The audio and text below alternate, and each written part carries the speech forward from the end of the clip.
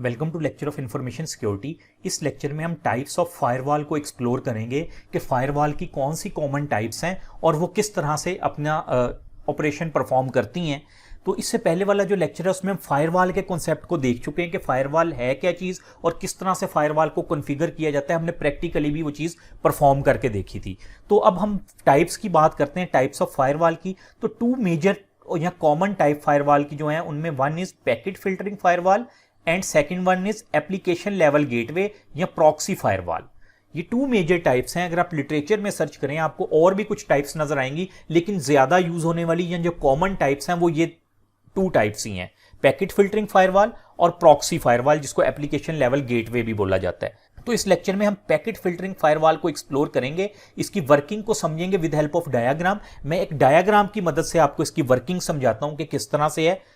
Packet filtering firewall में ये होता है कि हम फायरवॉल में, जिस तरह आप ये देख सकते हैं लिखा हुआ फायरवॉल, इस पे हम कुछ रूल्स डिफाइन कर देते हैं। रूल किससे मुतल्लिक कि रूल्स में हम बता देते हैं कि source address, destination address, port number या इस तरह का सीक्वेंस नंबर, हम कुछ चीजें स्पेसिफाई कर देते हैं। हम उनके थ्रू हम किसी चीज को ब्लॉक करवाते हैं। मसलन मैं कोई स्पेसिफिक, आप कह लें कि सोर्स एड्रेस कह देता हूं, कोई भी एक एड्रेस है, ABC नाम का आप कह लें एड्रेस है, जो भी IP एड्रेस वैसे तो होता है, कोई भी एड्रेस है आपने वो दे दिया, उसका मतलब है कि अगर उस एड्रेस से कोई भी ट्रैफिक आ रही होगी तो वो आपके नेटवर्क में नहीं आ सकेगी, या उस एड्रेस से कोई भी ट्रैफिक जा रही होगी, उस एड्रेस पे कोई भी ट्रैफिक जा रही होगी तो आपके नेटवर्क से नहीं उस एड्रेस पे जा पाएगी। अब इसमें होता क्या है कि आपको पता है कि ये जिस तरह लिखा हुआ इंटरनेट, अब इंटरनेट पे जब भी हम कोई डाटा डाउनलोड करते हैं या हमारे पास कोई इनकमिंग ट्रैफिक आ रही होती है तो उसके अंदर होता क्या है कि वो ट्रैफिक पैकेट्स की फॉर्म में आती है। हमारा अगर मसलन मैं कहता हूं मैंने 100 MB की मुझे फाइल चाहिए, तो वो 100 MB की पूरी फाइल नहीं आती, वो पैकेट्स की फॉर्म में आती है मेरे पास सिस्टम में और आके दोबारा अलाइन हो जाती है, जो कि मुझे 100 MB ही नजर आ रही होती है। तो जो डाटा है वो पैकेट्स की फॉर्म में ट्रेवल कर रहा होता है। अब जो हर पैकेट होता है ना, जिस तरह आप यहां पर देखें लिखा हुआ डाटा पैकेट्स, ठीक है, डाटा पैकेट्स लिखा हुआ है। ये 2 पैकेट्स भी हमारे पास अब नजर आ रहे हैं, इसको हम कर लेते हैं पैकेट 1, पैकेट 2। अब हर पैकेट में डाटा होता है, डाटा के साथ जो H लिखा हुआ है, H का मतलब क्या होता है, हेडर, और ये डाटा के साथ जो PL लिखा है, PL होता है पेलोड, ठीक है, डाटा को पेलोड के नाम से जाना जाता है। तो हेडर से क्या मुराद है, हर जो पैकेट होगा उसमें एक तो ओरिजिनल डाटा होगा, डाटा के साथ एक हेडर लगा होगा। उस हेडर में क्या लिखा होगा, उस हेडर में होगा कि ये डाटा कहां से आ रहा है, इसका सोर्स एड्रेस क्या है, डेस्टिनेशन एड्रेस, इसने जाना कहां पे है, कौन सी पोर्ट को यूज करना है, ये सारी इस तरह की इंफॉर्मेशन उस हेडर के अंदर प्रोवाइड की जाती है।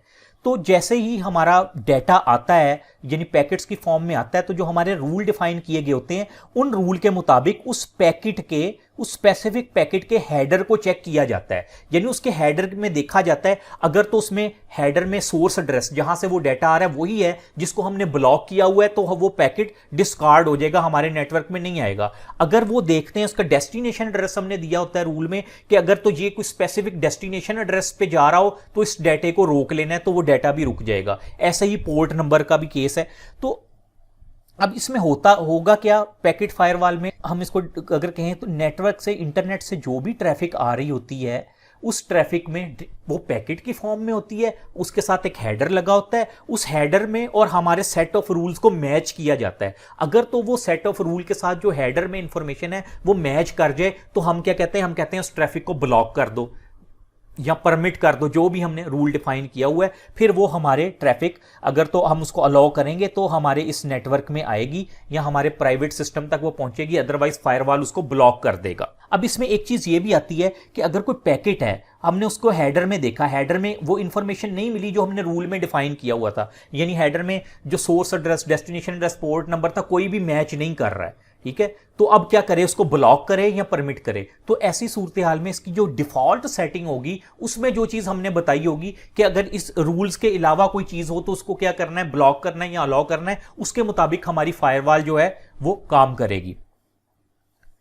तो इसके अंदर जो एक और भी ड्रॉबैक है वो ये है कि ये सिर्फ ना, जो हमारी पैकेट फिल्टरिंग फायरवॉल है ये सिर्फ हेडर को चेक करती है।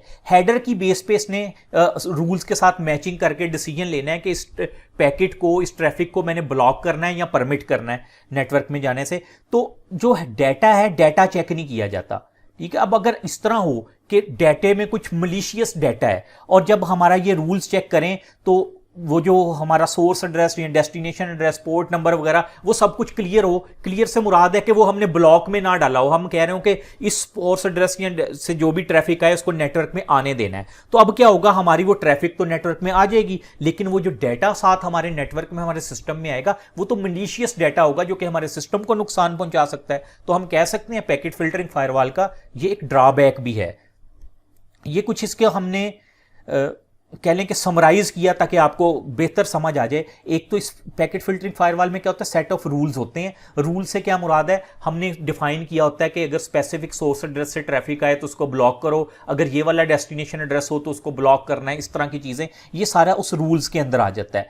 ठीक है। और फिर क्या होता है कि जो भी इनकमिंग ट्रैफिक होती है उसको जो हेडर के अंदर जो इंफॉर्मेशन होती है वो रूल को मैच किया जाता है, ये डिसाइड करने के लिए कि पैकेट को आगे जो हमारा सिस्टम है वहां पे फॉरवर्ड करना है या उस पैकेट को ब्लॉक करना है। Default action if no rule match, अगर कोई रूल मैच नहीं करेगा, जिस तरह मैंने आपको पहले भी बताया, तो क्या होगा, तो जो भी डिफॉल्ट एक्शन होगा उसको अलाउ करने या या परमिट करने का, तो वो एक्शन परफॉर्म हो जाएगा। और ये जो लिखा है no checking of data last में, ये भी इसका एक ड्रॉबैक है कि इसमें डेटा चेकिंग नहीं होती, सिर्फ हेडर चेक होता है। अगर डेटे में कुछ मलिशियस डेटा आ जाए तो वो हमारे सिस्टम के लिए नुकसानदेह हो सकता है। तो ये बेसिक वर्किंग थी पैकेट फिल्टरिंग फायरवॉल की। Thank you.